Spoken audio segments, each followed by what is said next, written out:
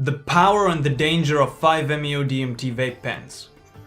How that is related to the Mūl Mantar of the Sri Guru Granth Sahib Ji of Sikhism, and some crazy ideas about how we can utilize this technology for awakening and enlightenment.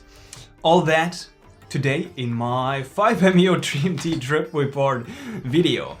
5-MEO-DMT, also known as the God molecule, is often known for its outrageously potent and intense effects of what is known as a full release dose. That's the picture in many people's minds, where you go offline, your ego completely dissolves into the nothingness, and then you are reborn again as a new human being. And it's one of the most powerful experiences a human being can have. That's what we hear people express. But with the 5-MEO-DMT vape pens, there is a potential, and obviously with the synthetic, with the BOFO as well, to go into the lower to medium dose ranges and play around with that.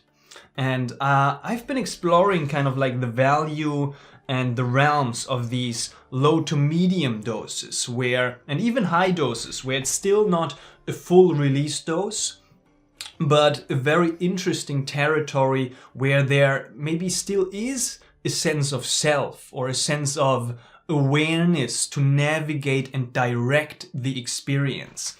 This is what I want to go into today.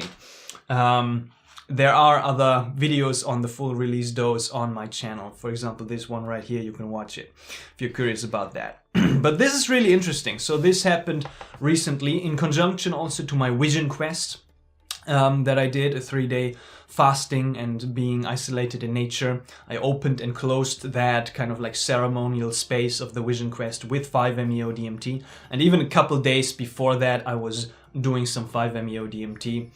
And yeah, also stay tuned till the end of the video, because there's a really important note on the danger of 5-MEO-DMT as well. And especially the danger of also playing around with these vape pens. So definitely stay tuned for that very important note.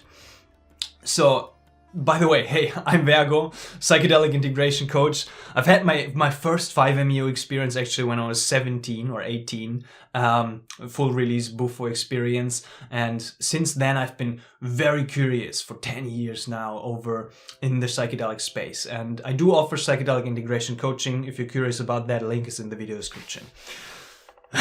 Where to start this? So I'll gather together 3 trip reports with one core theme, which is utilizing the 5-MEO space for chanting mantra. That's basically the core idea. I was in the mountains here in Germany, and I was doing a little nature retreat, and I was walking, and as I was walking I felt the call and inspired to just connect with the 5-MEO-DMT. It's been calling me recently. So I took out the 1 to 12 pen, which is the lowest intensity kind of like pen. Very gentle experience. I almost like to compare it sometimes to cannabis high. That's kind of like the level of intensity that it gives me. So also kind of like a potential for a recreational use, maybe even. Topic for different video if that's an appropriate thing. So as I was walking through these mountains, I was taking a toke of this, and I was like curious on how it might be to even stand and walk. I've done that a couple of times with this 1 to 12 pen. And as I was toking a little bit, you never know the intensity. That's one kind of like core lesson. Never expect that you know the intensity even of the 1 to 12 pen, 1 to 4 pen, 1 to 2 pen, because you've done it before, because it's different every time. And so as I was smoking a bit, I was like, wow, okay, this is quite intense. I'll have to sit down. So I walked to a really nice, beautiful place, and I sat down. And as the experience was unfolding, I got invited and felt the call to smoke a bit more. So I smoked a bit more of the 1 to 4 pen and dosed myself into that experience. So as I've said, I've been getting into Sikhism lately. And I've been especially kind of like chanting the Mūl Mantar, what is known as the root mantra of Sikhism. And it goes like this. It says, Ik Onkar Satanam Kartapurak Nirabo Niraver Akal Murat Ajuni Seban Guru Prasachap Adasach Jugadasach Hebisach Nanik Hosibisach. We can actually sing it together. Maybe at the end. So, but it basically means one creator God. Ik means one, Omkar is creation, creator God. It's the similar synonymous to Om. And then Sat, Tanam is truth is the name, creative being personified, no fear, no hatred, image of the undying, beyond birth, self-existence, by the Guru's grace. Chant and meditate, true in the primal beginning, true throughout the ages, true here and now, O Nanak, forever and ever true. That's basically the core of this whole tradition of Sikhism. It's the first words that Guru Nanak, who was kind of like bringing this stream of thought out into the world, uttered when he was coming out of his 3 days of silence after his awakening. So, and then the whole of the Siri Guru Granth Sahib Ji is basically an expansion and explanation of it's not just, this is just the first book of a humongously beautiful scripture of this mantra. It's an explanation and extension of that Mūl Mantra right here. And as I was talking, I was feeling inspired to chant Satanam, Satanam, Satanam. The name is truth. The name is truth. The name is truth. And as I was chanting that name, the name is truth. The name is truth. Satanam, Satanam, Satanam, Satanam. I could feel the 5-MEO deepening. So I was directing the 5-MEO in a specific direction. Usually I feel the 5-MEO is quite empty in and of itself. It doesn't provide a specific direction like the mushrooms or the ayahuasca are sometimes doing. It's not that kind of a dance with another entity, but it's just a stripping away of the otherness, where there's then an empty space. And you can just sit in that silence, but I've been chanting that Satanam, and then I could feel almost like I was getting nauseous. And the nausea was intensifying as I was chanting that. And when I stopped chanting that, it stopped the intensification, which was quite interesting. And continuing on, maybe even with the second experience, I was doing a higher dose right before my vision quest of the 1 to 2 pen, 2-3 deep long hits. I was aiming for a breakthrough full release experience, but didn't quite get there. But I had still quite an intense experience on the medium to high dose range. And there as well, as I was kind of like surrendering into the experience, I started to just instead lie down and be open and fully surrender. I started to come to my senses, to myself, sit up and chant that mantra. And in Sikhism they also say you don't just chant this mantra, this Mūl Mantra, but as you're chanting the words, you are contemplating their meaning. You are deepening your insight and your realization and understanding of what is being said. So what does it mean Ik? What does it mean Omkar? What does it mean Sat? What does it mean Nam? What does Kartapurak mean? Nirabo, Niraver, no hatred, no fear. What does that mean? And as I was in the 5-MEO space and I was chanting that mantra, Ik Onkar Satanam Kartapurak Nirabo Niraver Akal Murat Ajuni Sevan Guru Prasad Ad Sach Jugad Sach Hebi Saj Nanak Hosi Bi Sach Nanak Hosi Bi Sach. I was embodying to a greater extent the embodiment and the realization and the power of that mantra into my being. And that was quite interesting. That was fascinating, as I've been kind of like feeling and exploring that before, obviously, in other ceremonial space where singing and chanting is a part of ayahuasca ceremonies, or by myself with the mushrooms, with other kinds of like realms. But with the 5-MEO-DMT, I've always taken the non-directive approach of just either full silence or just ambient music. But now with the directiveness of the chanting, it's been giving a new flavor to the 5-MeO-DMT experience and also the power of that. So the idea then here is that I kind of like want to present and bring out here and explore further myself, and I'm curious to hear about that from your side as well, is to connect the 5-MeO space and the intensity of the 5-MeO space with a certain mantra or a certain sound that you're chanting, singing, a certain vibration. And with the connection of the embodied realization in the 5-MeO space of the singing of that, there might be and is a higher potentiality to come to that vibrational frequency of the embodied realization of the awakening, even without the 5-MeO. Because there is a link, as I've been doing that again and again and again.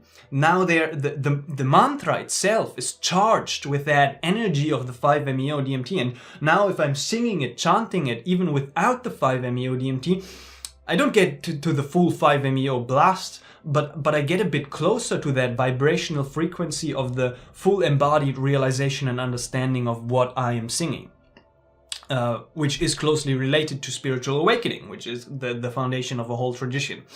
See, so that's kind of like interesting, that's fascinating, and this is kind of like what I wanted to report back here. And I know it's not a new idea, but it is kind of like relatively fresh. I know a friend of mine, Carl H. Smith, he's been talking about it at Breaking Convention a couple years back, where he was also expressing that through the sound of singing bowls, he was charging the vibrational frequency in the 5-MeO space, and now kind of like using the technology of sound to connect that, to get back to that state soberly. If I find it here, here's a clip of him saying that.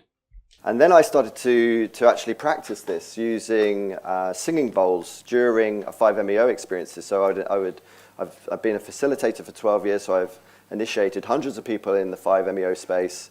And what I invariably do is play the singing bowls towards the end of their journeys, so that imprints upon the state space. And I think what we really need to use technologies for is potentially we might use a psychedelic or an entheogen once, but then we actually know the state space, and then we use technologies to bring us back there without necessarily needing to go back to the medicine. And there's a whole science in this called reminiscence therapy, and this imprinting technology is something I recommend all of you try as a bit of citizen science. So yeah, long enough story. Third time I did another dose of 5-MeO after my vision quest, which was similarly beautiful, chanting Satnam, Waheguru, so on and so forth. And now I want to come to the danger and the after effects. So the danger of these vape pens specifically is that they are very easy to use. And the 5-MeO-DMT, I find for myself personally, it's very inviting. It's almost to a certain degree sometimes comforting, and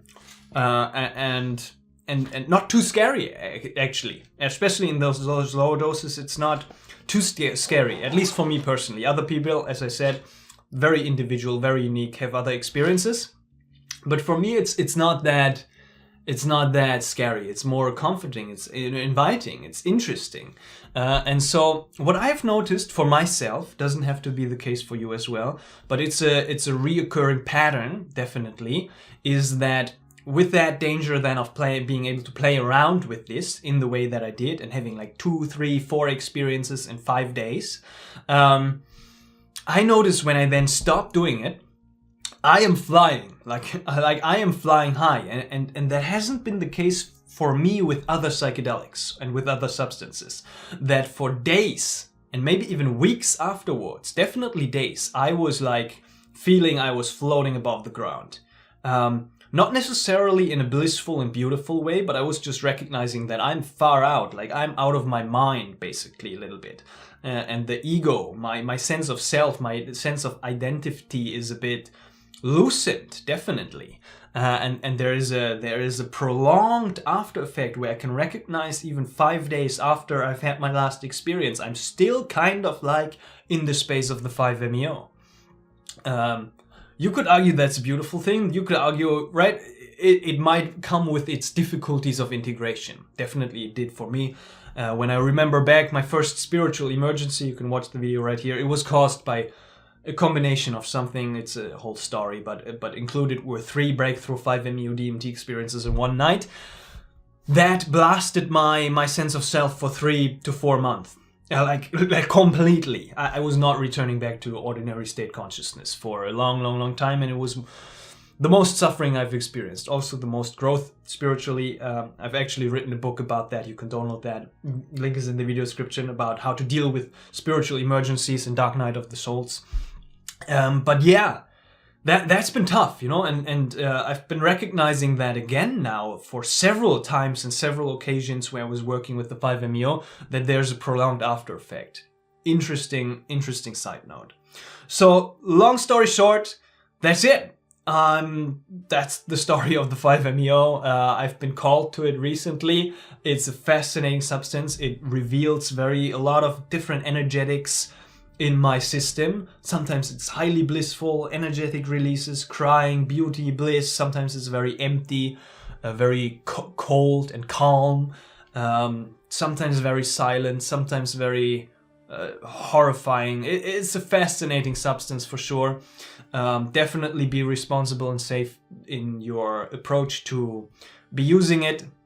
Inform yourself, have a facilitator if that's needed, and be aware of the downfalls, the dangers, the pitfalls, and all of that kind of shebang. Hope you enjoyed this video. Be safe out there, and blessings. More to come regarding the 5-MeO.